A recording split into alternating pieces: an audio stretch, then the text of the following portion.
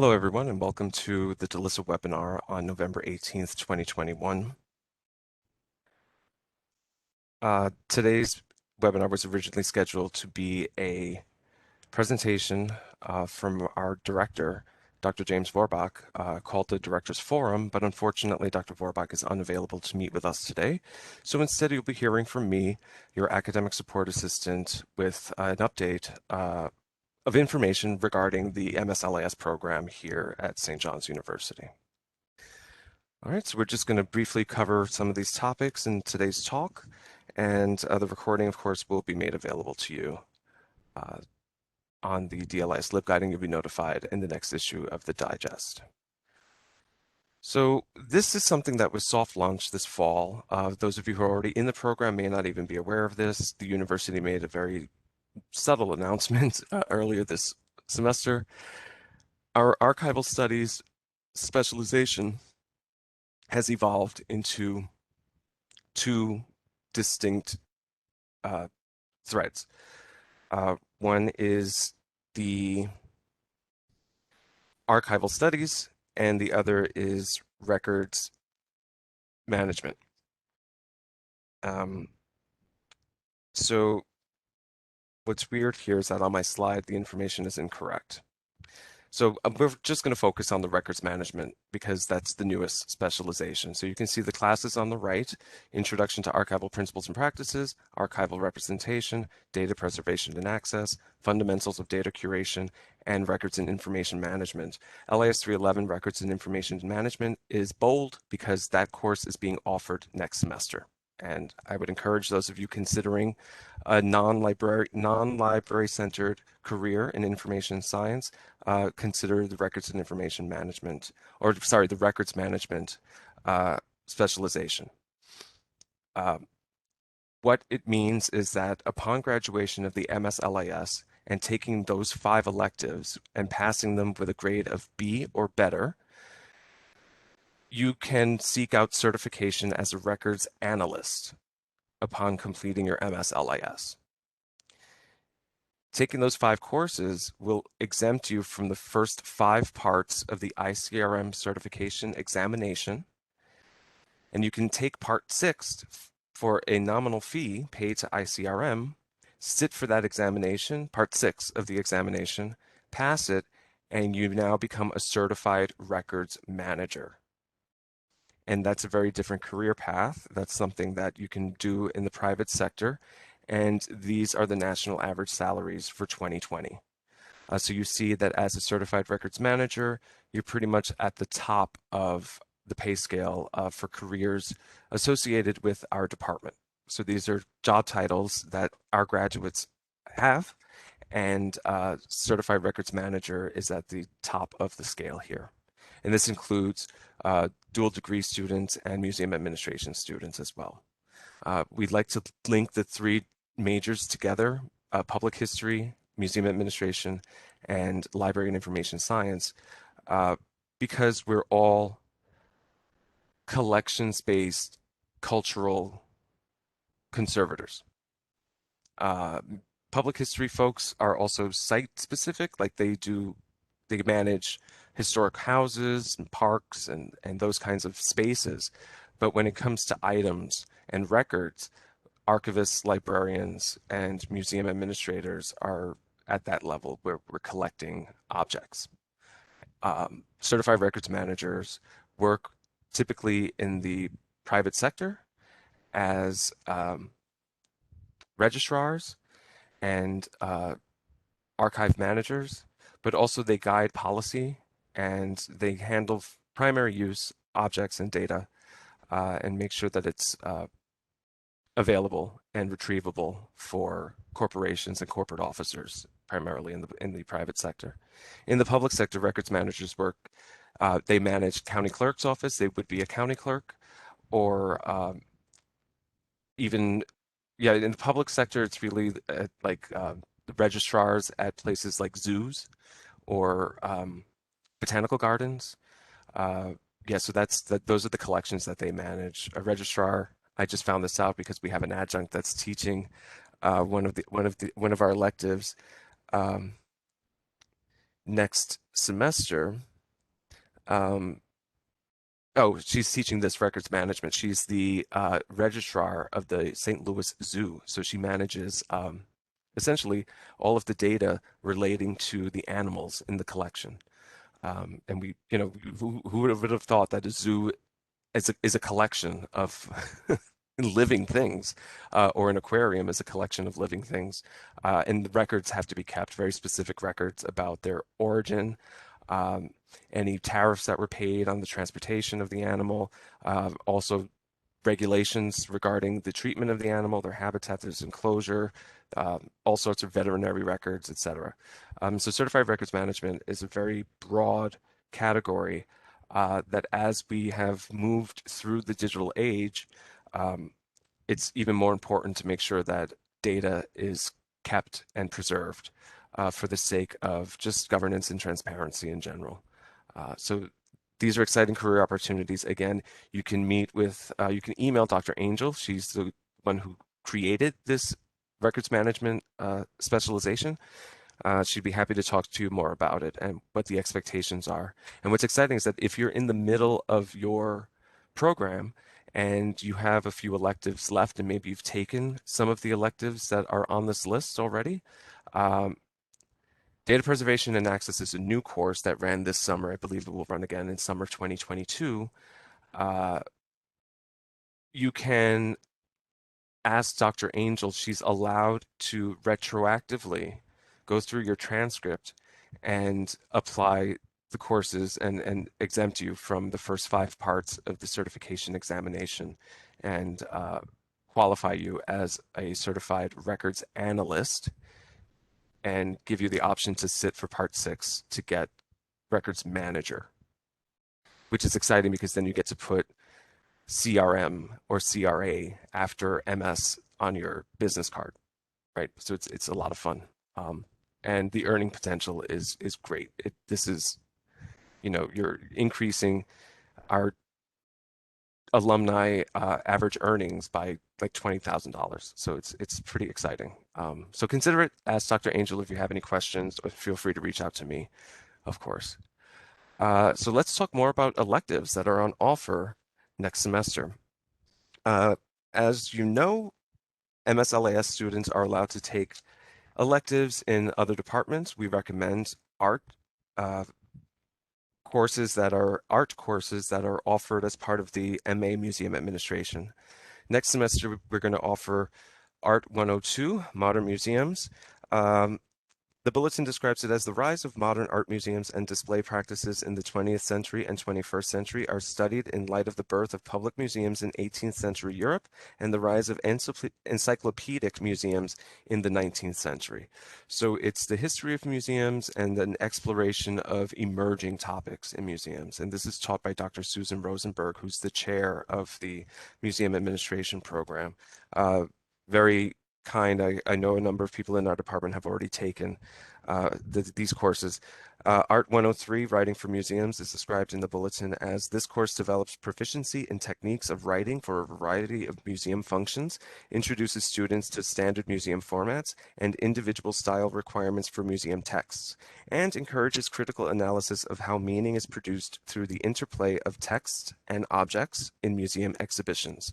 So this is a great introduction to thinking about exhibitions and curating collections while describing that function of museum administration. So this course comes in handy because it establishes a writing practice, a professional writing practice in a public-facing environment. And it's great if you have an English background. This is something that you might want to take out of curiosity because the interplay of language, meaning, and object description is a fascinating space linguistically and historically. Of the history courses that are offered next semester, the 2 electives of note to our department, 404, Oral History, is described in the bulletin as Introduction to the Theory and Practice of Oral History. Major topics include the ideological content of speech and storytelling, the role of class and ethnicity, the ethics of scholarly intrusion, and the use of technology. this course has inspired some very impressive and important projects from our MSLIS students. A couple of years ago, a student who was in this course conducted an oral history of female veteran grad students at St. John's University. And that project got her a poster at the American Library Association. She also translated it into a panel presentation at a different Library Association conference, not national, it was regional. I think it was the Catholic Library Association at ALA, and published a paper on the topic and started a very broad discussion of trauma among veterans. And that informed the creation of our Veteran Services Department here at St. John's University. And within a couple of years, we were nationally ranked as one of the best universities for veterans because an MSLIS student created a campaign that resulted in an information campaign that resulted in empathy for veterans. And so we opened a center dedicated to their academic success, also in conjunction with the University Library and the Center for Counseling and Consultation, so that they were given a holistic health package when they came to campus. And that was inspired by an oral history project from Dr. Zilvian's HIS 404. You may know there's oral history projects being conducted in libraries across America for about a decade now. The name escapes me, but I know people who have engaged in community-based oral history projects, and they create these little repositories of oral history in their library, lend it to the local history collection or a local historical society. So this course teaches you how to conduct oral history interviews, the importance and the role of oral history as cultural conservatorship. We had a great talk a few years ago from an alumna who ran an oral history project based on the Lower East Side of Manhattan that was anti-gentrification in its origin, and really ended up being a jewel for the city of New York because she made an effort to preserve oral history of what that one neighborhood was like going back to the early 20th century. She spoke to a lot of senior citizens. And it's just a great opportunity to learn more about the techniques involved in oral history. And that's something that librarians can do. That's a kind of program that a reference or local history librarian would definitely jump on and take advantage of. It's also a great tool for teaching school children local history and to think about their community and the history of their community, the history of their family. So that's a great 404 is an important course for our students, especially if you're going to be working, if you think you're going to be working in a smaller library system or a rural library system, oral history is important. Then we have HIS 506, U.S. Museums and Historical Sites, is described in the bulletin as battlefields, house museums, and other historic sites are among the most trusted sources of insight into the past. The origins and the changing cultural role of museums and historic sites will be examined. So, think of the person in charge of running Gettysburg Civil War Monument. That's an outdoor space. It's an acreage in Pennsylvania, and it's a national park. So there's park rangers, and there's also historians. But for us, it's a great way to, if you have a history background, or maybe if you're just curious about those spaces and places as institutions and organizations, the hierarchy of historians and the arrangement of the space, the regulations, the rights of use for those spaces. It's very interesting. I know that a few of our students who are graduating this semester in the dual degree program have experience working in historic houses. So, there's a space in our field for these fields and spaces. I can't believe I just made that loop in my head. My coffee's worn off. All right. Finally, our newest course in LIS, it's a 271, which you know is a special topic. We use 271 as a placeholder for courses that we're trying out. So this is the first time this course is being offered, Information Governance Strategies. This course is a review of those kind of fundamentals of records management, information governance, how do we store it, how long do we keep it, why are we keeping this?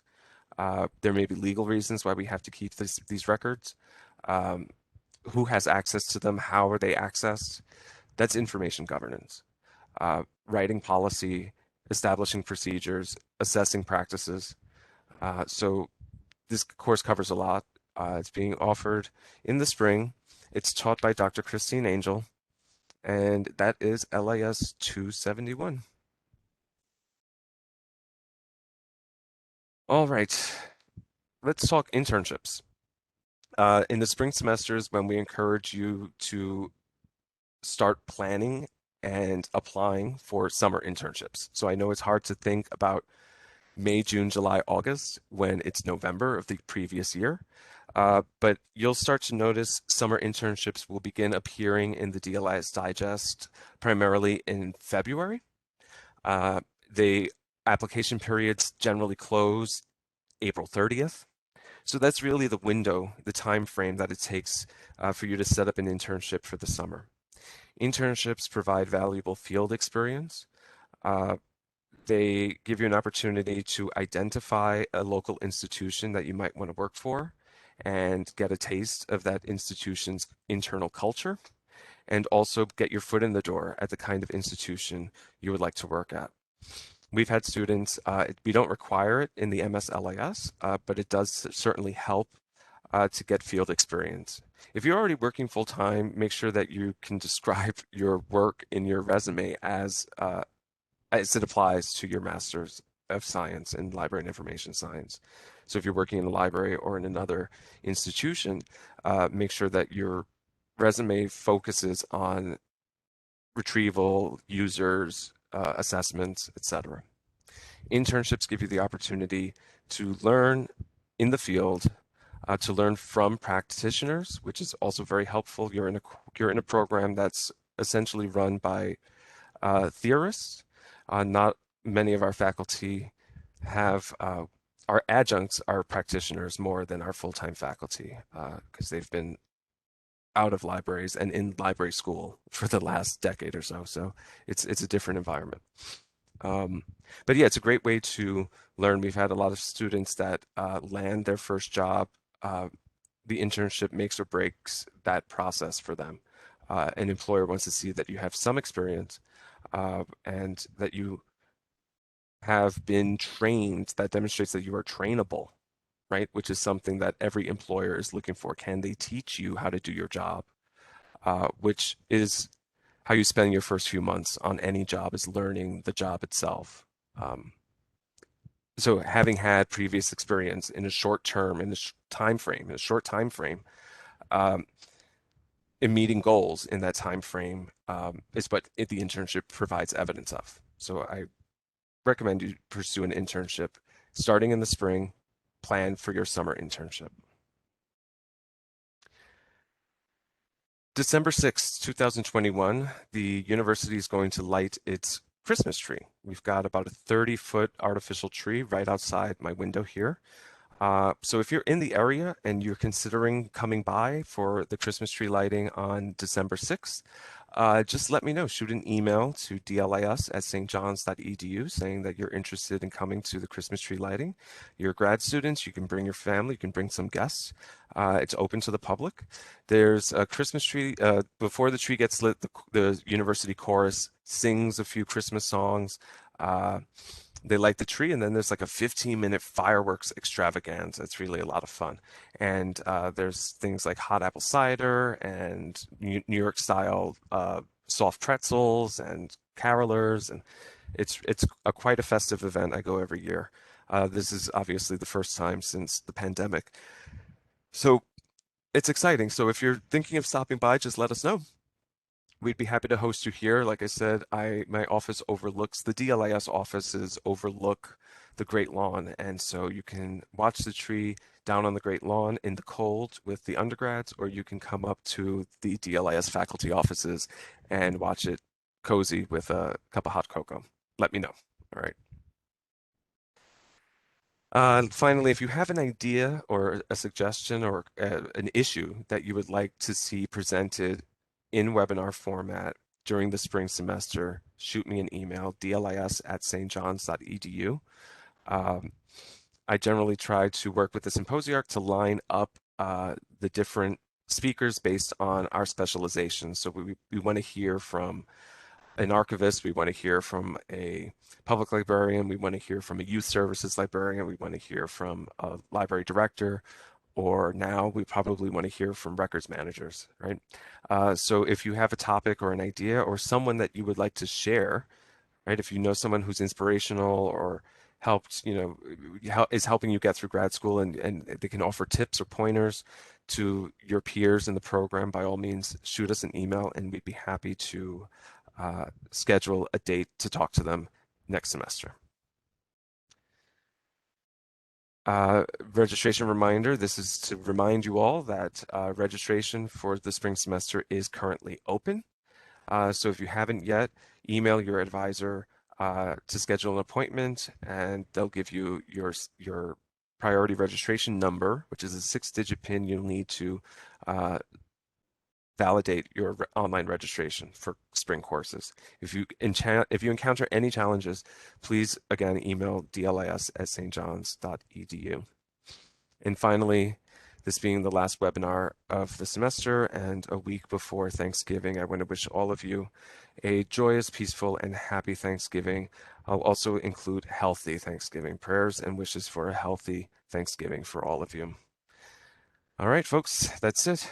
That's the end of webinars for the fall 2021 semester. Again, I have been Michael Crossfox. It's been my pleasure to talk to you every couple of weeks, and I'll see you again in January 2022. Ciao.